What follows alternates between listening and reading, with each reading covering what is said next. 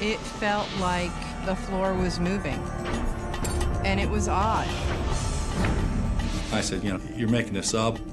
You got to snap out of it. She didn't know it was wrong, and it was just a really big mystery. The sweat glands are gone, and the odor just comes right back. I was devastated. I didn't know how to react. I realized that she does have a serious problem. Next, two medical mysteries that defied the experts. At first, Roseanne Jensen thinks she's just suffering from a simple case of jet lag, until her entire world begins to literally spin out of control. I totally thought she was crazy. They had no idea what was wrong with me. It was pure living hell. Then, nothing could have prepared Cheryl Marshall for the bizarre metamorphosis her body would go through when puberty set in. I was this kid in the class who was smelly. So you just end up feeling really bad, embarrassed, humiliated. In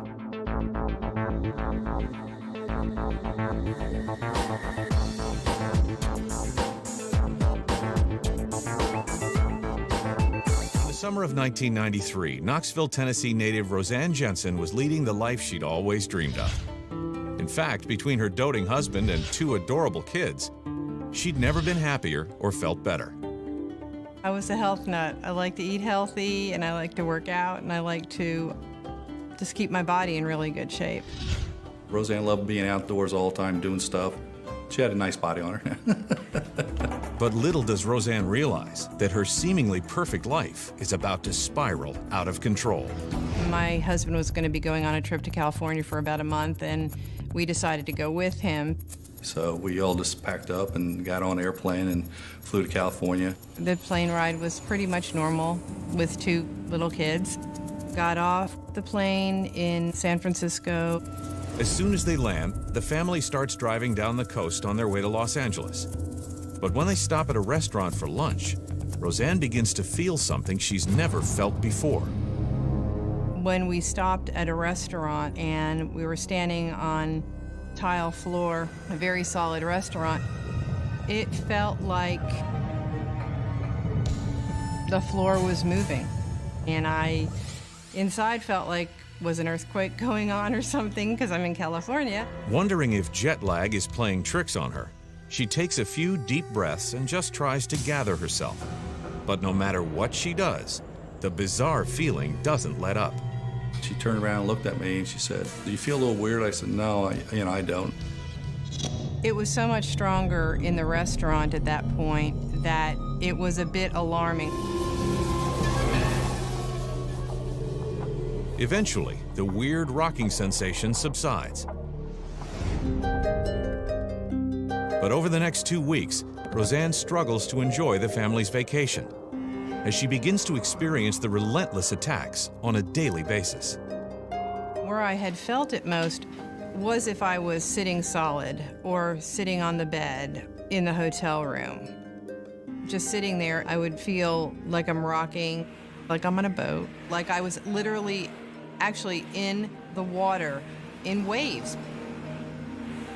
And it was odd. At the time, I didn't think there was anything wrong with Roseanne, so I just told her just, take it easy and take a nap, and I will take care of the kids. Roseanne is hoping that once they return home, the freakish feeling will vanish as quickly as it appeared. But as soon as she walks into the house, she experiences yet another attack. I remember looking at the curtain, and the curtain looked like it was moving a little bit. And that was always questionable, like, am I moving or is the curtain moving? The strange sensation scares her, and as the weeks go by, the intermittent spells begin to take their toll. I did feel more worn out and stressed. I guess you'd say fatigued. There were days that I had to just sit basically on the floor and just try to get my balance back. Making things even worse, Chris is having a hard time believing anything is wrong with her at all. The way I'm brought up is, unless you see blood coming out of you or a bone sticking out of you, you're okay. So no, I didn't take it seriously at all. But Roseanne is convinced that it's not all in her head. And so that's when I decided that I wanted to just ask my family doctor if he had any idea what was going on. I was hoping it was an ear infection or a sinus infection, because that's pretty easy to clear up. Roseanne gives the doctor a detailed account of her mysterious symptom, and then he performs a comprehensive physical exam. And he told me, you appear completely healthy in every other way. Everything tests out fine. We could do further checkup. I don't really think you need it. Roseanne can't believe what she's hearing. So I insisted. I said, you know, this has happened too many times. I want to find out what's going on. The doctor tells Roseanne the only other thing he can do is perform an MRI, since balance disorders can sometimes be linked to abnormalities in the brain. I had never had an MRI before. It just was a little intimidating to go inside this big tube. When we went there, actually, I had them let my husband come in the room with me and hold my foot because it was scary. Everything would be fine, but everything would be wrong. And, you know, of course, we didn't know what to expect at the time. All Roseanne and Chris can do now is wait for the results. It's the most agonizing week of their lives. I was scared. I was very scared. I was afraid that possibly there was a brain tumor and that what would my kids do without me? But nothing could have prepared Roseanne for what the images would reveal. And they said, you're totally clear. There's nothing wrong with you. So I was happy that there was nothing wrong, but then it still had the question, what's going on? What is this? Because the doctors had no clue, and they had never heard of this rocking kind of dizziness. Roseanne leaves the doctor's office, confused and frustrated. Everyone used to tell me that I looked normal, I acted normal, I walked normal, so it didn't look like anything was wrong with me. I totally thought she was crazy. After the doctor said he couldn't find anything wrong, then I said, you know, you're making this up. Growing up in Toronto during the 1970s, Cheryl Marshall learned early on how to take care of herself. My mother, she was just a very hard worker. She worked the evening shift and the night shift, sometimes a double. Cheryl begins spending all of her free time at school and quickly finds a balance between academics and sports. I was very athletic. I joined the track team and realized that I was good at it. And it was just a great social event. Lots of kids were there. But the summer before starting middle school, Cheryl notices she's sweating more than she used to and has even developed a strange new smell. It was more of a musty odor. I mean, we can all imagine if you've been out in the sun, say doing yard work, and you're sweating a lot, it was basically that type of odor. At that time, I was thinking that it was puberty. And when Cheryl heads back to school that fall, her body odor is even worse. Suddenly, kids who were once her friends begin to treat her differently. I could do all the sports, and I automatically would get picked first, and that wasn't the case. Eventually, I was the last one picked. I realized that nobody wanted me on their team. Just feel odd that there's something wrong with you. Ashamed and embarrassed, Cheryl looks to her mother for guidance on how to manage her body's new odor. I can remember my mother saying, well, you know, have you taken your bath yet? Not knowing that I had already taken one 15 minutes ago. I didn't put up a fuss, and I just would go ahead and take another bath. I don't think she realized it was a problem. So Cheryl sets about finding her own remedy. I started to think, well, maybe I need to change the deodorant because maybe it's not the right kind. That's how I started tackling the problem. She soon begins dipping into her weekly allowance to experiment with different deodorants. I tried every single one, maybe 2 or 3 times. By the end of the year, Cheryl has experimented with more than 20 deodorants and even more soaps and body powders. But none of them help curb the foul smell that seems to follow her everywhere. Mortified, she suffers in silence. I'm not sure if it would have made my school life any easier had I complained to the teacher, maybe gone home and complained to my mom, but I did not. By the end of middle school, she's spending more and more time alone, as far away as she can get from the incessant ridicule. I remember one incident. This one kid pointed at me with his fingers as if he were shooting a gun, and he says, "Oh, I'm gonna blow off your smelly olive pits." So you just end up feeling really bad. Roseanne Jensen has been consumed by a wave of bizarre spells that leave her feeling like her whole world is rocking, literally, and no doctor seems to have any idea what's causing it. The symptoms came and went, and I'd go to take a shower in the morning. I'd bend over to wash my hair, close my eyes, and I felt like I could fall over. Roseanne manages to live with the episodes for a few years, but eventually they begin to wear her down, especially when she realizes that they're starting to worry her children and alienate her husband. She'd always get these attacks or dizziness, and she would just watch us play, and it was sad because she couldn't participate in anything. When I was about 5 years old, I remember going up to my mom's room, and the door was locked. And I wanted to talk to her, so I kept banging on the door and asking, "Mom, are you there?" And I didn't know it was wrong, and she didn't know it was wrong. And it was just a really big mystery. She drove me nuts a lot of times because I couldn't understand it, you know? It was bad. It was really bad. Determined once again to prove that it's not all in her head, Roseanne makes another appointment with a new doctor. From the get-go, she knows it will be a struggle. I try to make visuals for them. I try to take my hands and say it feels like I'm being pushed and pulled. It feels like I'm on a rocky dock, ready to fall off of it. It just feels like the earth is moving underneath me. Baffled by Roseanne's description of her symptoms, the doctor decides to test her for one of the most common balance disorders, vertigo. They put water in your ears, hot and cold water, which provokes true vertigo, which was very frightening. By placing fluids of varying temperatures in the ear canal, the doctor stimulates Roseanne's inner ear in an attempt to throw off her sense of balance. Then he asks her to follow a series of small moving lights on the wall, hoping to detect involuntary eye movements that only occur when a person is suffering from vertigo. An hour later, the findings are in. The result of the test was that I was normal. And since I checked out healthy in every other way, they just sort of said, well, you know, live with it. You're doing okay. But I wasn't doing okay inside. Still bent on finding an explanation, Roseanne schedules exams with 3 more experts. But none of them find anything out of the ordinary. I questioned the doctors. I don't think the doctors were happy that I was questioning them. It was just so frustrating. Worst of all, the condition is continuing to pull her further and further away from her family. I was very confused about what was going on. She didn't look unhealthy, but I could tell that something was very wrong. She's my mom, and I love her. So I tried to help her, but at times I didn't think I could, so I sort of just stayed off to the sides. I felt helpless, and that's what really started hurting me, is that I couldn't do anything for her. Chris soon finds himself doing all he can to escape the intolerable situation at home.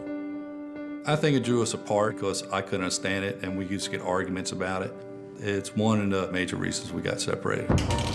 I believe that the illness was part of a factor in Chris and my divorce, the frustration that he had to go through and that I went through, and just trying to get through this and find an answer. Feeling more isolated than ever, Roseanne stops talking about her symptoms entirely, preferring to suffer alone in silence. I just started keeping quiet about it because it was almost embarrassing, like I had a defect or something, and tired of people thinking I was making it up. It was pure living hell. Little does Roseanne know that her worst nightmare is far from over.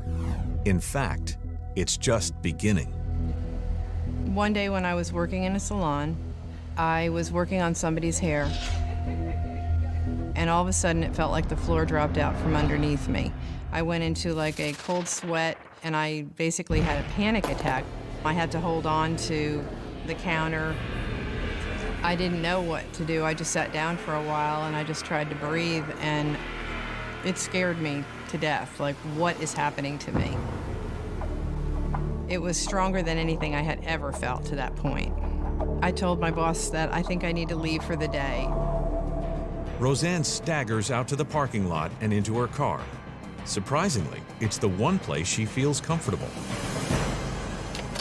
One of the weird things was when I was in a car, I would feel normal in the car.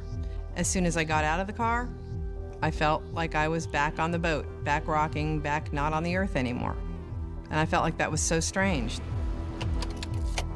I got in my car carefully, drove myself home, and basically sat on the couch and cried and got scared. It's a turning point for Roseanne.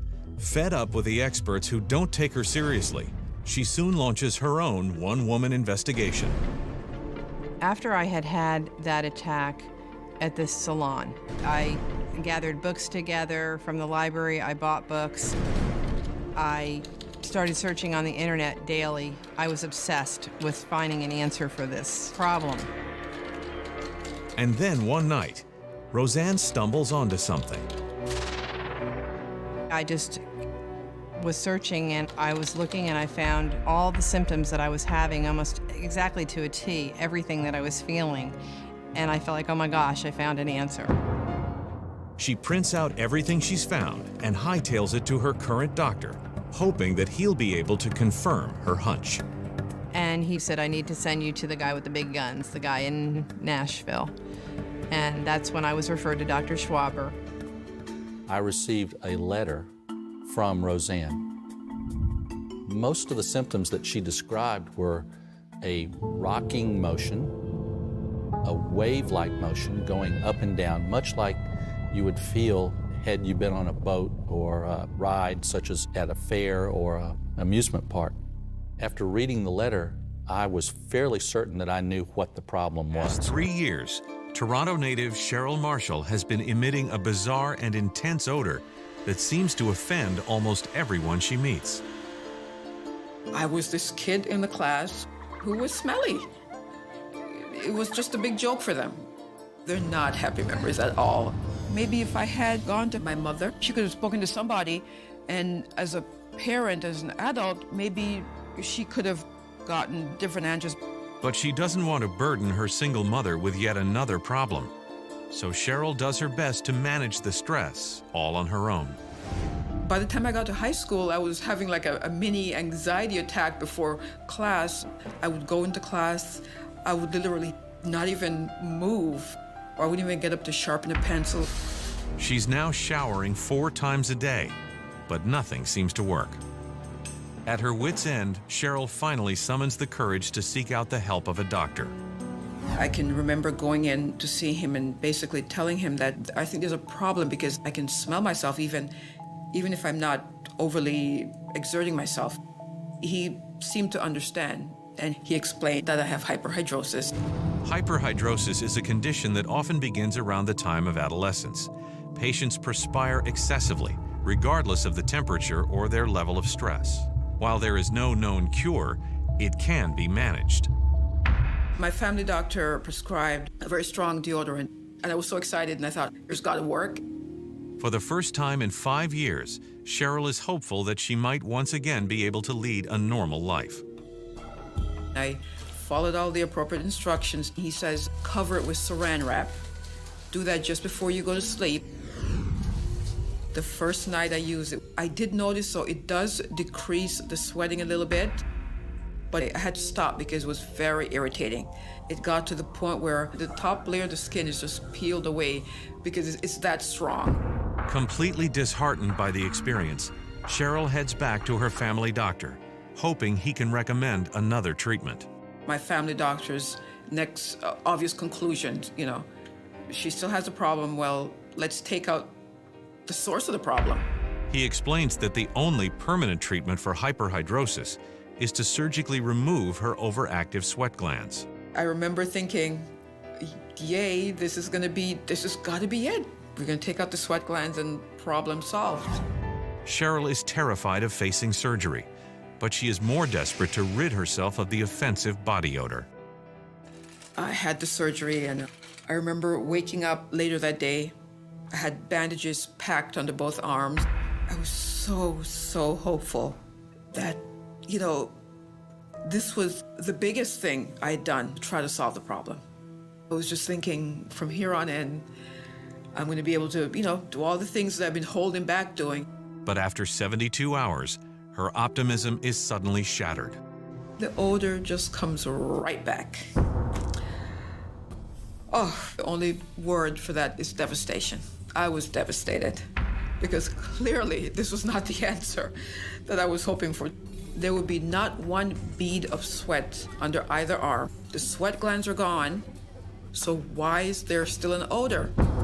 Dejected and confused, Cheryl resigns herself to living with the noxious odor and spends the next year just getting through each day. Then in June of 1984, she graduates from high school and makes a pivotal decision. Right out of high school, I had wanted to go to nursing school. I applied, and I got accepted, and I was to start that September. But I just became a little panicked. Overwhelmed by her condition, Cheryl backs out of school at the last second and gives up her dream of becoming a nurse. But surprisingly, during that same time, another dream is fulfilled without any effort on her part. When I met her, I realized that this person was totally different, and that in itself was what basically attracted me to her, was the fact that she had her own identity. I was concerned. I didn't discuss it with him at that time. I didn't want to scare him off. But on their first date, when Cheryl and Russell are waiting in line to see a film, a fellow moviegoer brings Cheryl's condition front and center. She was standing beside that person, and the way that person looked at her was that smell. I didn't know how to react, if I should yell at the person or say something to defend Cheryl. Horrified by the incident, Cheryl realizes that she has to tell Russell exactly what's going on. I told him, I said, sometimes I may have a little bit of an odor. It wasn't something that I noticed because it was something that never bothered me as a potential husband or a date. I think maybe he liked me, and to this day, I think he was just being very polite. Though she's found a man who can see past her problem, Cheryl still feels like a social outcast. As a next step, Russell suggests that she see an internist who might be able to look beyond obvious answers. The doctor did a liver function test because that is a symptom of hepatitis or some kind of liver dysfunction. Cheryl is shocked to hear that she might have contracted such a serious illness. Aside from the odor problem, she's always been completely healthy. The particular test that she did, they all came back fine. The doctor suggests that Cheryl is suffering from severe bromhidrosis, commonly known as smelly sweat. While the specific cause is unknown, experts tend to believe that when certain body chemicals interact with bacteria on the skin's surface, stubborn forms of extreme body odor can occur. That diagnosis, I thought that's what it was. It was something to say, well, this is what I have. You're happy when somebody gives you a name of something. And that one made the most sense as opposed to hyperhidrosis. While there is no cure, it can be managed with topical antibiotic treatments. With a diagnosis in hand, Cheryl feels confident enough to accept Russell's marriage proposal that spring. And soon after their 1988 wedding, Cheryl feels ready to pursue her long-postponed dream, nursing school. I just decided. I said to Russ, I'm going to do this. It was a little hard. Now you're going to school with adults, and certainly they're not going to be teasing you like I was when I was in middle school. But I still had to muster the courage every day to go to class. Cheryl graduates in 1992, and the couple soon moves to Florida, where she begins working at a local hospital.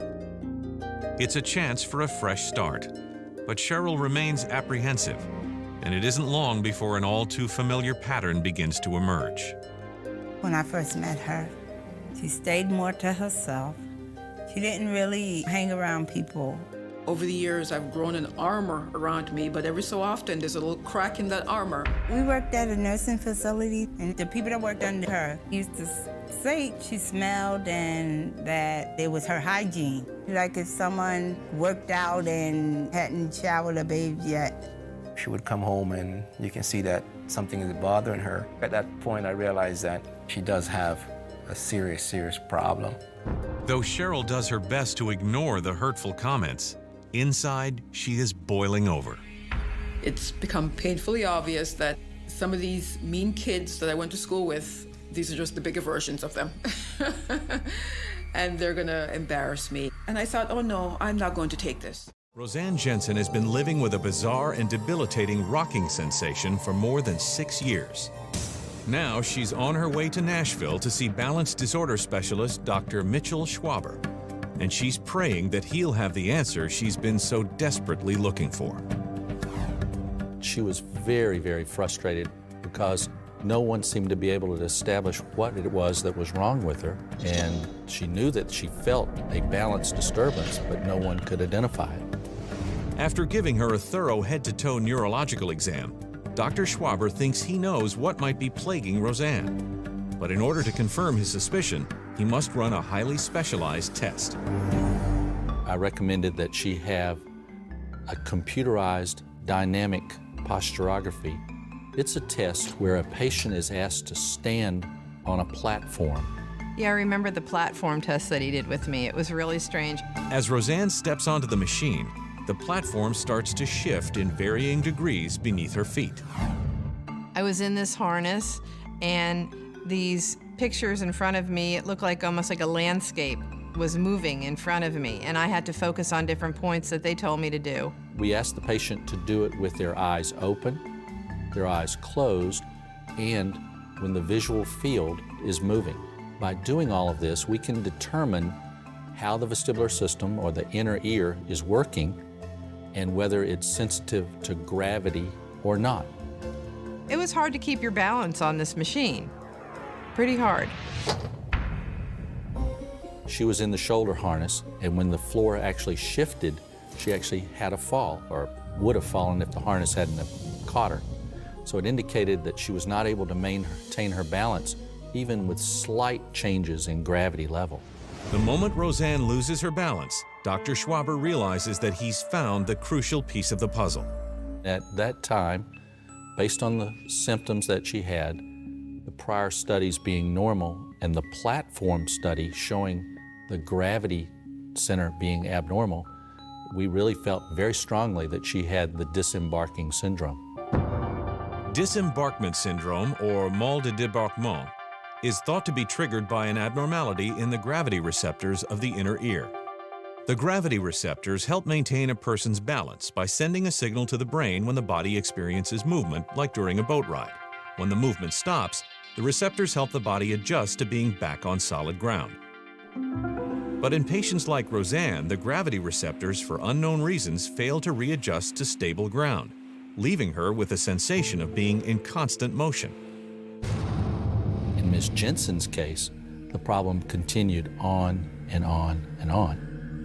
Dr. Schwaber believes Roseanne's condition may have been triggered by her seemingly routine plane trip to San Francisco so many years ago. And I do remember feeling the feeling after getting off the plane a little bit stronger. It's all starting to make sense to Roseanne. But if the plane trip triggered the initial symptoms, why did the rocking sensation begin to wane every time she got into her car? Of particular interest is that she is able to make the symptoms go away when she drives, which indicates that when the gravity center is being continuously stimulated, it makes the symptom go away. It's when she's seated or on land or walking around that the rocking sensation comes back. For the first time in almost 7 years, Roseanne feels validated. It felt very relieving to feel like a doctor for once knows what it is, has knowledge of this, and possibly knows something that I can do about it. But the diagnosis is bittersweet. Unfortunately, there is no cure for the disembarking syndrome. It can last for many, many years with continuous rocking motion going on for 10 or 15 years. It can also go away spontaneously. There's a lot of research being done to try and come up with medications and even surgeries to correct the abnormality, so that we're hopeful that in the future we can fix the problem, correct the abnormality, and make the patients feel better. It's saddening to know that there's no cure for it, but having the diagnosis made me feel like at least there's a name for it. It is real. If I could take that, all the information she has today, and brought it back 10 years ago, it would totally change our lifestyles, our marriage, our relationship, and everything else. Understandably, when a person has been misdiagnosed or unable to be diagnosed for quite some time, they begin to think that they have a mental problem. In fact, Many patients with undiagnosed balance disorders frequently suffer from severe panic attacks. One of the things that we now know is that a lot of vestibular disorders trigger anxiety, and a lot of anxiety can trigger a vestibular disorder. There's a lot of overlap. Roseanne considers herself lucky to have been diagnosed at all. But she can't help but wonder why so many doctors fail to put the seemingly simple pieces of the puzzle together. Well, this is a very, very rare syndrome. In my practice, we see no more than 1 or 2 of these patients every 2 or 3 years, and most physicians are either not aware of it or have not heard of it. More than 20 years, Cheryl Marshall has been living with a socially crippling disease that causes her to emit a stomach-churning odor, and no doctor seems to know how to manage it. Eventually, you get to the point where I don't want to see another doctor. So Cheryl decides to take matters into her own hands. Using her medical training as a guide, she begins a full-on investigation into a range of different diseases and conditions. Then, in the summer of 2005, she's surfing the web when suddenly she strikes gold. I was doing online research, and I came upon this support group. There must have been about 4,000 posts.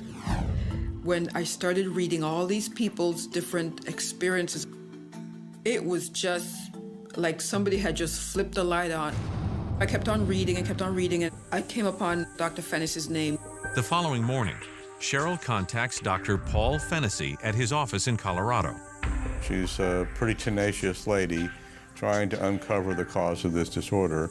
In 1970, our group first detected this disease. Right now, there's only a handful of laboratories in the world that are even looking at this disorder. He explains that his team has created a simple urine test that can confirm if she's indeed suffering from this extremely rare disease. We give you a kit, then we collect urine for the next 24 hours, and we measure that urine for the amount of trimethylamine. Trimethylamine is a chemical created in the intestines during the digestive process. It is then transported to the liver to be broken down and excreted in the urine. I was very nervous because if it was negative, it would be practically back to square one. And then what? Cheryl completes the test and ships her samples off to Dr. Fennessy's lab. She then spends the next 2 months struggling to keep her expectations low. I remember saying to Russ, I said, well, what if this comes back and this is not it? You know, I said, then what? Because I need to know. This is driving me crazy. This has been 30 years now. I mean, it's been 30 years, literally.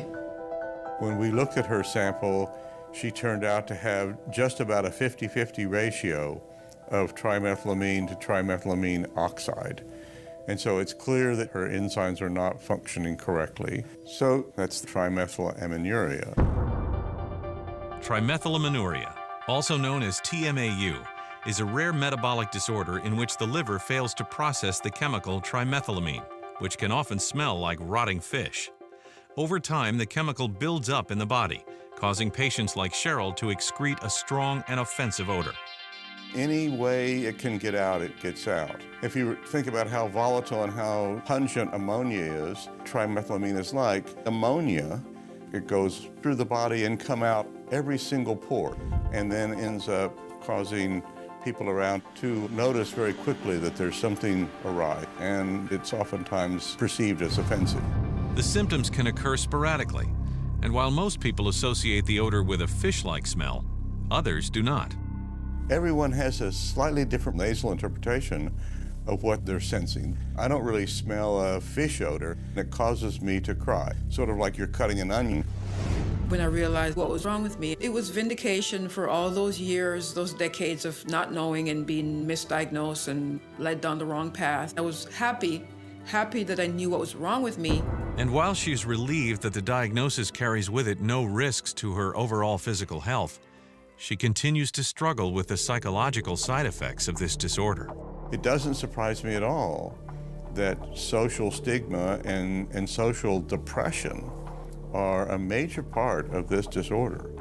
And on top of that, the frustration of not knowing why is even worse, because someone says, you know, you stink, and you can't tell them why. And that's a horrible burden to drag through life. The feelings of humiliation and shame that so many TMAU patients experience is all too familiar to Cheryl. But she's having a harder time understanding why so many doctors failed to figure out her case.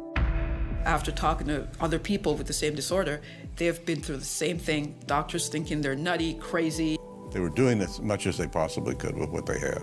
The first textbook that I've seen written describing trimethylamine was in 2006 or 7. And so that's the very first time that this has really actually entered the medical teaching literature. But the diagnosis is bittersweet. There is no known cure or treatment for TMAU. However, Dr. Fennessy assures Cheryl that it's still possible to live a relatively normal life by adjusting her diet. This disease is really driven by the things that you eat and the things you eat a lot of. One of the worst offenders would be eggs. If you ate nothing but eggs for breakfast, lunch, and dinner, you're going to smell to high heaven. Other foods high in trimethylamine include legumes, meat, and dairy. In fact, Dr. Fennessy is so confident that the disease can be triggered by diet that he suspects her first episode 30 years ago was induced by the food she was eating at the time. We'll talk about a teenager as being a free grazer, that they go out and pick foods that they actually like and not the ones that mom and dad would normally feed them. But it actually has a tremendous amount of the precursors for trimethylamine in it. So this causes a disease that was there all the time to all of a sudden become very noticeable.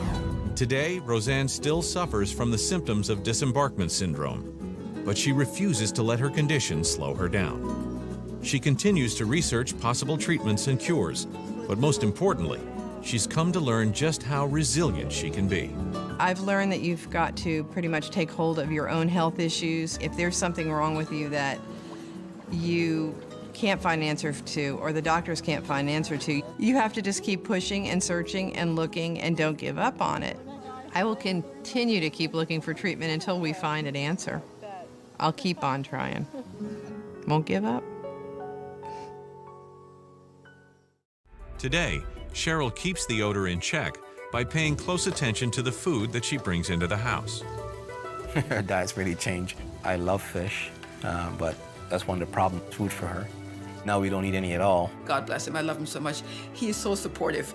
He has stuck with me through this whole thing. But more than anything, the diagnosis has given Cheryl the courage to face the world without shame. I think now she seems more positive, and now that she's actually taking the bull by the horn.